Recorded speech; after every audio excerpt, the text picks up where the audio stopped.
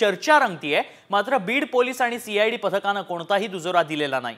संध्याकाळपर्यंत बीड शहरात वाल्मिक कराडला आणलं जाऊ शकतं किंवा तो स्वतः शरण येईल अशी ही सध्या चर्चा रंगली आहे आणि त्यानंतर कोर्टात त्याला आणलं जाऊ शकतं। या पार्श्वभूमीवर बीड पोलीस आता सतर्क झालेत।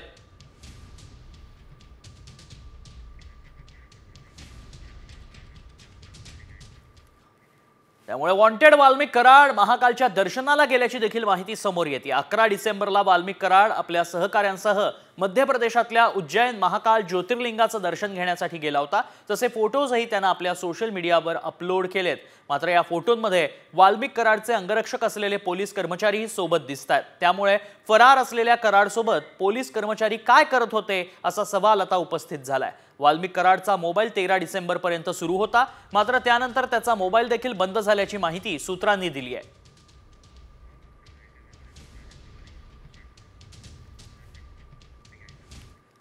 राज्य महिला आयोगाकडे अभिनेत्री प्राजक्ता माळी हिनं तक्रार प्राप्त झाली आहे। भाजप आमदार सुरेश धस यांच्या वक्तव्यानंतर मुख्यमंत्र्यांकडे ही तक्रार दाखल करण्यात आली आहे। धसांच्या विधानानंतर सामाजिक वैयक्तिक जीवनात परिणाम होत असल्याची आयोगाकडे तक्रार प्राजक्ता माळीनं केली होती। प्राजक्ता माळीच्या तक्रारीनंतर आयोगानं पोलिसांना निर्देश दिलेत।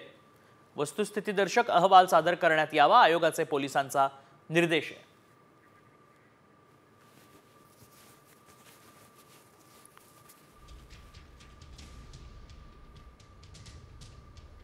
बातमीपत्रात पुढची बातमी। सरपंच संतोष देशमुख हत्या प्रकरणातील वाल्मिक कराडला 100% अटक होणार असल्याचा दावा शिंदे गटाचे आमदार दीपक केसरकर यांनी केलाय। आरोपी हा आरोपी असतो, तो कोणाचा मित्र आहे नातलग आहे याला महत्त्व नसतं। सरपंच संतोष देशमुख हत्या प्रकरणी केसरकरांनी वाल्मिक कराडवर आरोप केलेत। कुठलाही ज्यावेळेला पोलीस तपास असतो त्यावेळेला तो निपक्षपातीपणे झाला पाहिजे आणि त्याच्यामुळे कुठलाही आरोप जर धनंजय मुंडेंच्यावर सिद्ध झाला नसेल तर आता त्यांच्या राजीनाम्याची मागणी करण्याचं कुठलंही प्रयोजन दिसत नाही। कारण कुठल्याही गोष्टीमध्ये शेवटी राजकारण येतं। खरोखर कोणाचा संबंध असेल तर त्यांच्या संबंधात बोलणं ठीक आहे, परंतु तपासामध्ये असं कधीही निष्पन्न झालेलं नाही आहे। हे बघा, आरोपी हा आरोपी असतो, तो कोणाचा मित्र आहे, तो कोणाचा नातलग आहे या गोष्टीला फारसं महत्त्व नसतं। बातमी सरपंच संतोष देशमुख हत्या प्रकरणासंदर्भातलीच महाराष्ट्राच्या गृह विभागाला कारवाई करता येत नसेल तर केंद्राच्या गृह विभागाने तपास करावा अशी मागणी रामदास आठवलेंनी केली आहे। आठवलेंनी आज सरपंच संतोष देशमुखांच्या कुटुंबियांची भेट घेतली, त्यावेळी ते बोलत होते। मुख्यमंत्री देवेंद्र फडणवीसांची भेट घेऊन दोषींना अटक करण्याची मागणी करणार असल्याचंही त्यांनी सांगितलं।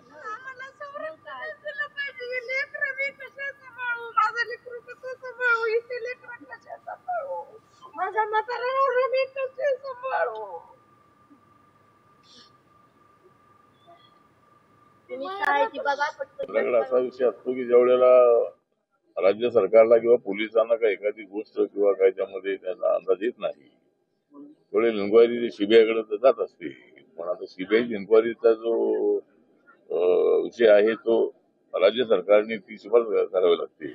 पण तरीही अमित शहा एक गृहमंत्री आहे, गृह मंत्रालयाशी संपर्क साधणार आहे आणि गृहमंत्र्यांच्या अगोदरही माननीय मुख्यमंत्र्यांना सांगणार आहे आणि या प्रकरणामध्ये लोकांच्या संतप्त प्रतिक्रिया आहेत आणि आरोपी लोकांना लवकर पकडले पाहिजे। पुढची बातमी। राजमाता जिजाऊ यांच्या राजवाड्यासमोर असंख्य महिला पुरुष उपस्थित आहेत। सकल मराठा समाजाकडून या मोर्चाचं आयोजन करण्यात आलंय। मोर्चामध्ये सरपंच संतोष देशमुखांचं कुटुंबही सहभागी झालंय। थोड्याच वेळात हा मोर्चा तहसील कार्यालयाकडे रवाना होणार आहे। सिंदखेड राजामध्ये मोर्चाचं आयोजन करण्यात आलंय। यात देशमुखांचे सिंदखेड राजा मोर्चाचं आयोजन करण्यात आल्याचं पाहायला मिळतंय। यामध्ये देशमुखांचं कुटुंब देखील सहभागी झालंय। थोड्याच वेळात हा मोर्चा तहसील कार्यालयाकडे रवाना करण्यात येणार आहे। उपलब्ध करून द्यावी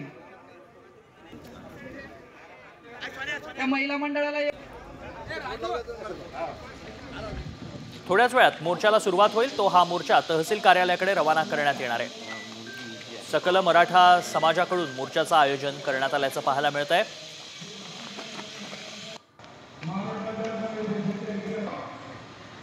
जिजाऊ स्मारकासमोर हे कुटुंब आता पोहोचल्याचं आपण पाहतोय।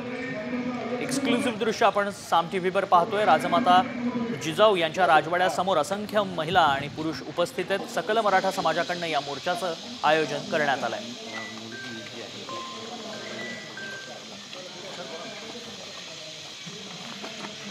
बातमीपत्रात या पुढच्या महत्त्वाच्या बातम्यांचा आढावा टॉप 50 मधून। अमरावतीच्या मोर्शी तालुक्यात शाळेतील 32 विद्यार्थ्यांना विषबाधा झाली आहे। माध्यान्ह भोजन आहारात दिल्या जाणाऱ्या खिचडीमार्फत विषबाधा झाल्याची माहिती मिळते। आरोग्य विभागाच्या पथकाकडून विद्यार्थ्यांवर उपचार सुरू आहेत। यात 6 विद्यार्थ्यांची प्रकृती ही चिंताजनक आहे।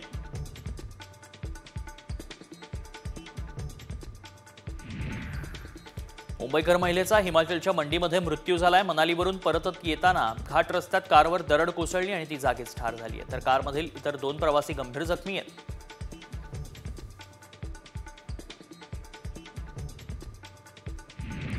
संभाजीनगर जिल्ह्यातील कन्नड घाटात मालवाहतूक करणारा ट्रक कठडे तोडून 50 फूट दरीत कोसळलाय। घाटातील वळणावर ट्रकवरील नियंत्रण सुटल्यानं ट्रक कठडे तोडून दरीमध्ये पडला। मात्र अपघातात कोणतीही जीवितहानी झालेली नसल्याचं स्थानिकांनी सांगितलंय।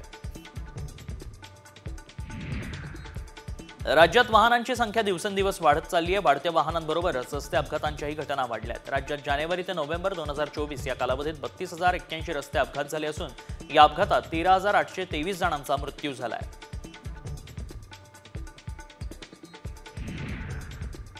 कल्याण चिकणघर परिसरामध्ये चेतन मांडळे या तरुणानं शेजारच्या कुटुंबावर कुऱ्हाडीनं प्राणघातक हल्ला केलाय। त्यानंतर रॉकेल टाकून शेजाऱ्यांचं घर जाळण्याचा प्रयत्नही करण्यात आला। शेजाऱ्याच्या बडबडीमुळे झोप येत नाही या कारणावरून चेतननं शेजाऱ्यावर हल्ला केलाय। या हल्ल्यात 4 जण गंभीर जखमी झाले। कल्याणमधील अत्याचार आणि हत्या प्रकरणातील आरोपी विशाल गवळी याला वैद्यकीय तपासणीसाठी रुग्णालयात नेलं होतं। रुक्मिणीबाई रुग्णालयात त्याची वैद्यकीय तपासणी करण्यात आली। सुरक्षिततेच्या कारणास्तव ही तपासणी करण्यात आली।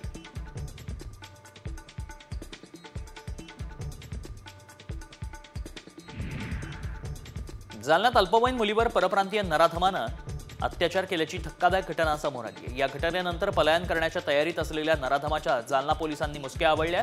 मुलीच्या फिर्यादीवरून पोस्को कायद्याअंतर्गत वेगवेगळ्या कलमांमुळे गुन्हा दाखल करण्यात आला आहे।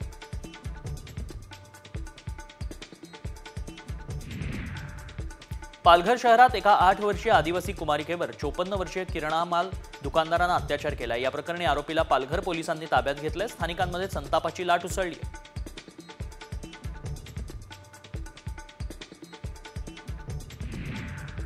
वाशिम जिल्ह्यात ऑनलाईन फसवणुकीचे प्रकार वाढलेत। या वर्षात सायबर चोरट्यांनी 706 घटनांमधून तब्बल 4 कोटींवर हात साफ केलाय। झटपट श्रीमंत होण्याच्या आमिषाला बळी पडणाऱ्यांची संख्या दिवसेंदिवस वाढत चालली आहे।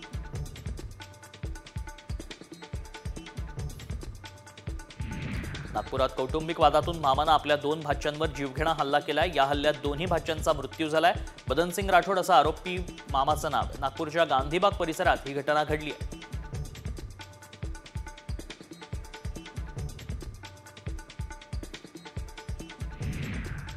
उल्हासनगर हत्या प्रकरणातील सचिन दिघेला अटक करण्यात आली आहे। ही हत्या नेमकी कोणत्या कारणावरून झाली हे मात्र अद्याप अस्पष्ट आहे।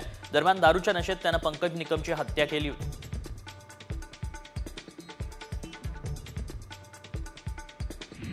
बीडमधील सरपंच हत्येच्या पार्श्वभूमीवर मागील 11 महिन्यांमधील गुन्ह्यांचा आढावा घेण्यात आला। यात प्रत्येक आठवड्याला एकाचा बळी घेतला जातोय असं समोर आलंय, तर प्रत्येक 2 दिवसाला एकाला जीवे मारण्याचा प्रयत्न केला जातोय असंही समोर आलंय।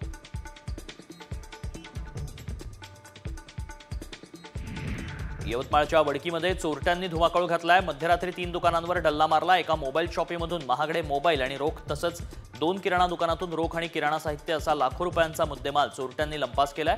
दरम्यान चोरटे सीसीटीव्हीमध्ये चित्रित झाले। धाराशिव शहरातील समतानगर भागात दिवसाढवळ्या चोरट्यानं घरफोडीचा प्रयत्न केला। दत्ता कठारे यांच्या घरी चोरीचा प्रयत्न झाला। हा चोरटा सीसीटीव्ही कॅमेऱ्यात चित्रित झाला असून याबाबत पोलिसात तक्रार दाखल करण्यात आली आहे।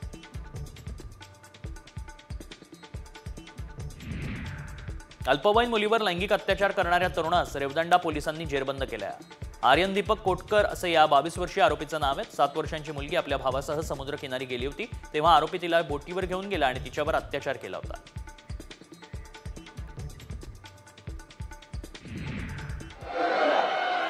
भंडाऱ्याची उधळण अर्थात जेजुरीमधली ही थेट दृश्य आपण पाहतोय आणि करहा स्नानासाठी पालखी मार्गस्थ झाली आहे आणि आता गडावरती भंडाऱ्याची उधळण केली जाते। येळकोट येळकोट जय मल्हारचा गजर सध्या पाहायला मिळतोय। सोमवती अमावस्येनिमित्त जेजुरीमध्ये अलोट गर्दी भक्तांची पाहायला मिळते आणि पालखी आता कधा स्नानासाठी रवाना झालेली पाहायला मिळते।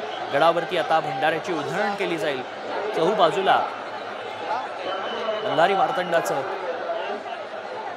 भंडारा पाहायला मिळतोय। येळकोट येळकोट जय मल्हारच्या गजरानं वातावरण दुमदुमून गेल्याचं दिसतंय।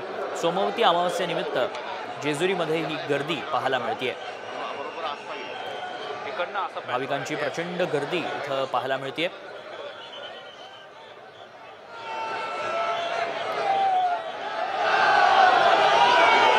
स्नान झाल्यानंतर येळकोट येळकोट जय मल्हारचा गजर करत भंडाऱ्याची उधळण केली जाईल।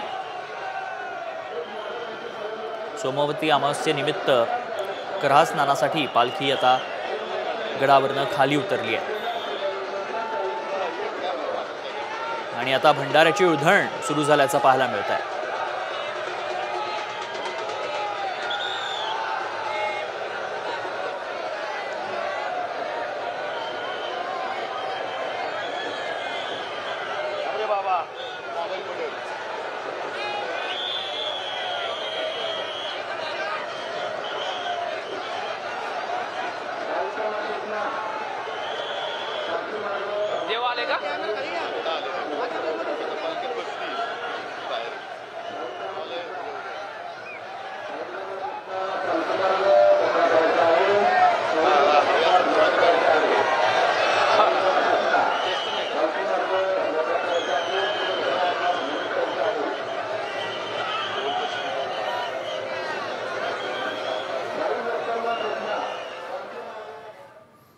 एक महत्त्वाची बातमी समोर येते। धक्कादायक बातमी जालन्यात नाही। जालन्यात क्रिकेट खेळत असताना एका खेळाडूचा अचानकपणे मृत्यू झाल्याची घटना घडली आहे। हार्ट अटॅकनं खेळाडू विजय पटेल मैदानातच कोसळल्याची प्राथमिक माहिती आहे। विजय पटेल हा नालासोपारा इथला रहिवासी आहे। मात्र जालना शहरातील फ्रेझर बॉईज मैदानावर ख्रिसमस ट्रॉफीचं आयोजन करण्यात आलं होतं। या ट्रॉफी सामन्यामध्ये विजय खेळायला जालन्यात गेला होता, मात्र त्याचा दुर्दैवी मृत्यू झालाय। दरम्यान या खेळाडूचा मृत्यू नेमका कशाने झाला याची अधिकृत माहिती आली नसली तरी हार्ट अटॅकनंच मृत्यू झाल्याचा प्राथमिक अंदाज आहे। क्रिकेट खेळतानाच खेळाडूचा मृत्यू झाल्याचं पाहायला मिळतंय। या दृश्यांमध्ये आपण पाहतोय की क्रिकेट खेळत असतानाच या बॅट्समनचा मृत्यू झाला। क्षणार्धात तो खाली बसला आणि त्यानंतर त्याचा मृत्यू झाला। अधिक माहिती जाणून घेऊ आमचे प्रतिनिधी अक्षय शिंदे सध्या संपर्कात आहेत। अक्षय, नेमकं काय कारण आहे यामागचं आणि सध्या काय परिस्थिती?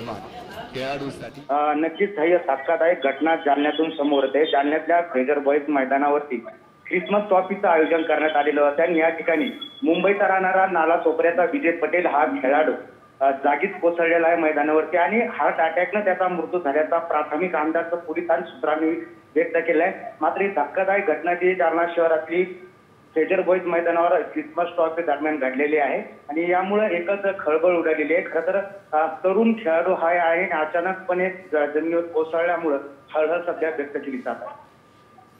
नक्कीच धन्यवाद अक्षय आपण दिलेल्या सविस्तर माहितीसाठी। 111 रुपये आणि सन्मान चिन्ह सर्व उत्कृष्ट बेस्ट कीपर 1111। या पुढच्या महत्त्वाच्या बातम्यांचा आढावा टॉप 50 मधून। कल्याणमध्ये वाढत्या गुन्हेगारीच्या पार्श्वभूमीवर पोलीस ॲक्शन मोडवर आले। 3 दिवसात 170 टवाळखोर आणि नशेखोरांवर कारवाई करण्यात आली। तसंच रस्त्यातच उठाबशा देखील काढायला लावण्यात आल्या।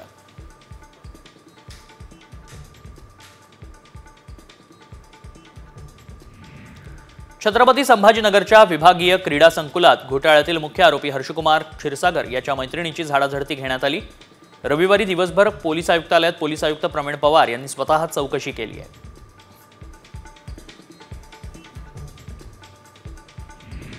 मुंबई वाहतूक पोलिसांच्या कारवाईमध्ये 2000हून अधिक रिक्षा जप्त झाल्यात। नियमांचं उल्लंघन करणाऱ्या चालकांवर कारवाई करण्यात आली आहे। वाहतूक पोलिसांनी डिसेंबरच्या सुरुवातीला ही मोहीम सुरू केली होती।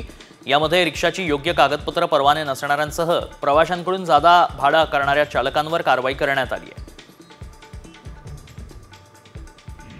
अंगणवाडी सेविकांच्या मानधनाचा मार्ग मोकळा झालाय, कारण राज्य सरकारनं मानधन आणि प्रोत्साहन भत्त्यापोटी 163.43 कोटींचा निधी उपलब्ध करून दिला। त्यामुळे लवकरच अंगणवाडी सेविकांचं थकीत मानधन मिळणं शक्य होणार आहे। कल्याणमधील अल्पवयीन मुलीवर अत्याचार आणि हत्या प्रकरणी नागरिकांनी कॅन्डल मार्च काढलाय। आरोपी विशाल गवळीला तात्काळ फाशीची शिक्षा द्या अशी मागणी नागरिकांनी केली आहे।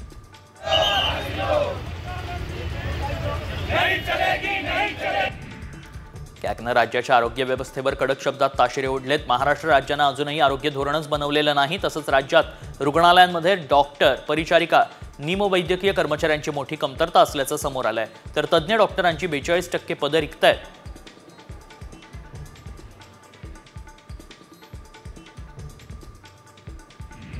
महावितरण अधिकाऱ्यांच्या भोंगळ कारभारानं बदलापूरकर संतापलेत।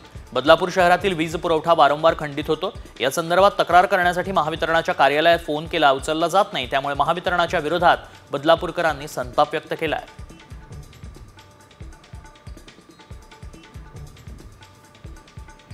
म्हाडा कर्मचाऱ्यांनी आज एकदिवसीय लेखणी बंद आंदोलन सुरू केलंय। म्हाडाचे उपाध्यक्ष संजीव जयस्वालांवर एका निवृत्त पोलीस अधिकाऱ्याला मारहाण केल्याचा गुन्हा दाखल करण्यात आलाय। निवृत्त पोलिसांना अधिकारी कर्मचाऱ्यांना अपशब्द वापरल्याचा आरोप म्हाडाच्या कर्मचाऱ्यांनी केलाय।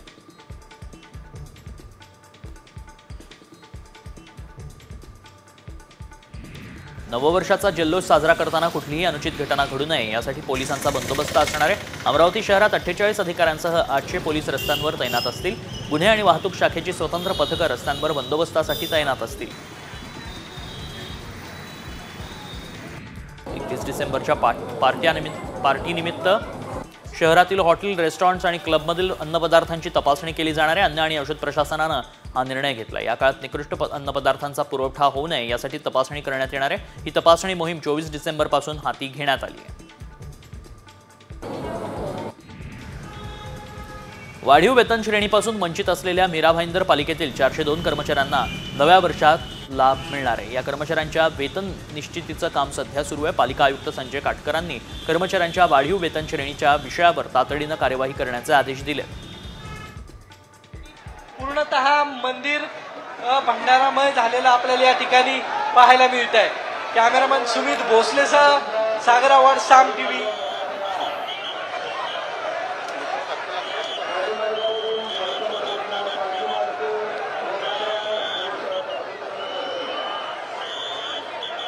येळकोट येळकोट जय मल्हारचा गजर, सध्या वातावरण दुमदुमलंय। भंडाऱ्याची उधळण पाहायला मिळते। जेजुरीतली ही एक्सक्लुसिव्ह दृश्य आपण साम टीव्हीवर पाहतो। करास्नान देवाचं पार पडलेलं आहे आणि त्यानंतर पुन्हा एकदा पालखी गडावर आलेली पाहायला मिळते आणि यासाठीच भंडाऱ्याची उधळण देखील केली जाते। सोमवती अमावस्येनिमित्त करास्नान करण्याची पद्धत आहे आणि याच निमित्तानं भंडाऱ्याची उधळण देखील सुरू आहे।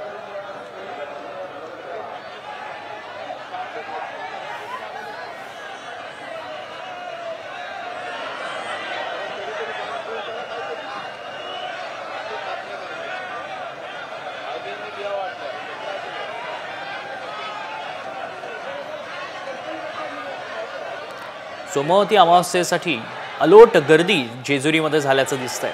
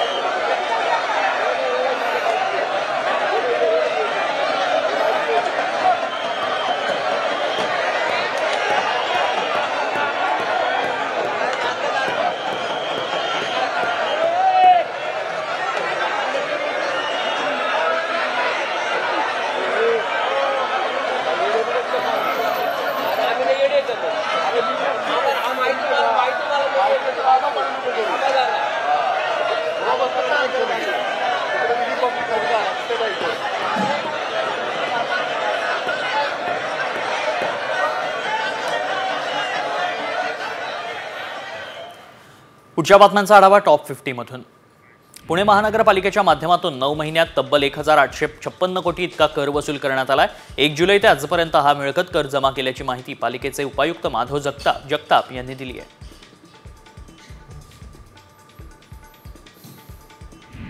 विद्यापीठ आणि महाविद्यालयातील सहाय्यक प्राध्यापक पदाच्या पात्रतेसाठी घेतली जाणारी राज्य पात्रता परीक्षा 4 मे रोजी होणार आहे। ही परीक्षा पारंपरिक पद्धतीनेच होणार असल्याचं स्पष्ट झालंय। परीक्षेची तारीख जाहीर झाल्यानं परीक्षार्थ्यांना